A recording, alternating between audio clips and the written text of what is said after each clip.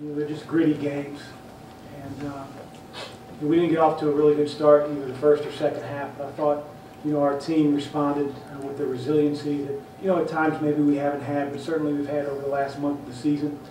And, I told these guys that, everybody's been talking about the Butler-Georgetown matchup in the semifinals, and, it was a little disrespectful because they have to play, us first, and then you can deal with the semifinal matchup.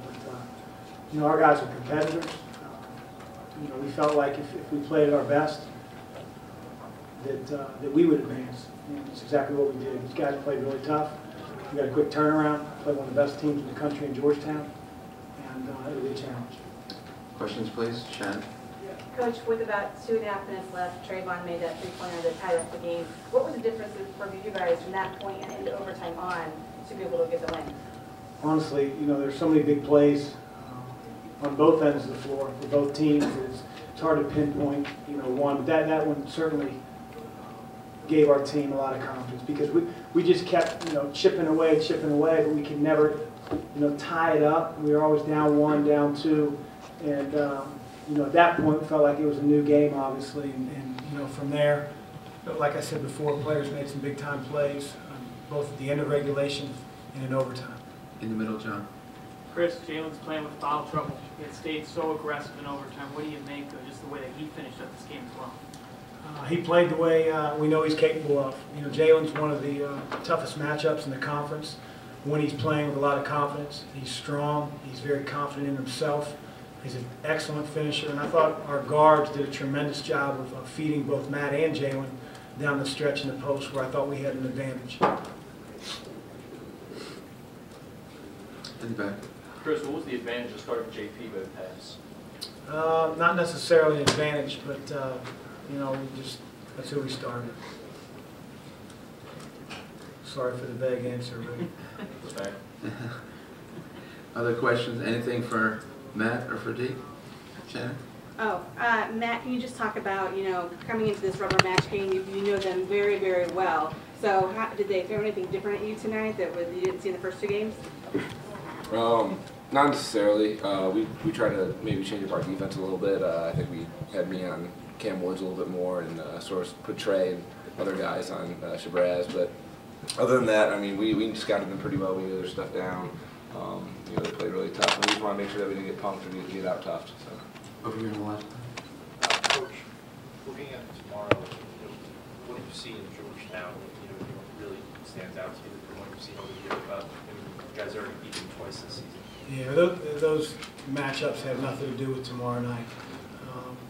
I see an excellent team. I see a team that is very athletic, really big around the basket. A little different than Butler in the sense that they've got great size in the front court. They match our size extremely well. They have a potent scorer, one of the best in the conference, and Devontae Smith-Rivera, who we know very well. They're freshmen, have become sophomores. And Coach Thompson does an incredible job with their style of play. They make you guard for the entire shot clock, and we're going to have to be at our best to win tomorrow night. Shannon. Dee, can you walk me through that sequence to start overtime where you made that a layup and then was fouled, and then how big was that for you guys heading into the overtime period? Well, I think we were taking the ball out, and Coach Steele, he told me we had 11 seconds left, and we needed to get a shot up. So when I couldn't get the ball to Matt in the post, I just took advantage of the matchup I had with Colin Dunham and went to the cup. I was trying to make a play for my team, and I think it gave us a lot of energy. Over here on the left. For both players, talk about your ability to come back. You fell behind early, got the lead at halftime, fell behind the middle early in the second half again and bounced back. I think our team is just really resilient. We didn't get too high with the highs and low with the lows, and they're going to make their runs, we're going to make our runs, and I think our team did a good job. Every sort of media timeout, sitting down and saying, hey, we're still in this one. We got to keep fighting, we got to keep pushing. Nothing's going to take us out except for ourselves. So I think our team was just really resilient. In the back. Matt, the end of regulation there looked like you were pretty vocal in the huddle. Were you asking for a certain play to be called, or what was the plan there when you got the ball? Well, I got denied the play. This guy's drawing up I got plays a on the go-to clipboard. play. I got a go-to play that. We didn't go to. Just wait though. When we need it and when it happens, I'm taking credit for it. That's all I know. You know, honestly, that last play, D made a really good read and threw it to Matt. And, you know, hindsight 2020, I should have flipped Alex Barlow's man to the other side of the floor because that dude gets his hands on every basketball. He has the best set of hands in the country, it seems like, and he did a really good job of being able to rake the ball and get a jump ball. But, you know, these guys did a great job being resilient, like Matt said, in overtime. Final question, Shannon. Chris Roosevelt Jones scored fewer points than in the other games. Did you guys do anything on him differently? I think our guys paid great attention to detail. You know, Rosie's always trying to turn the corner.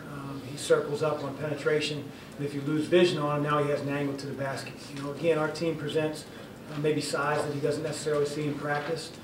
We just wanted him to score over, whether it was his matchup or the size inside, and I thought we did that flawlessly tonight, and that was one of the reasons he didn't necessarily hurt us with his point total.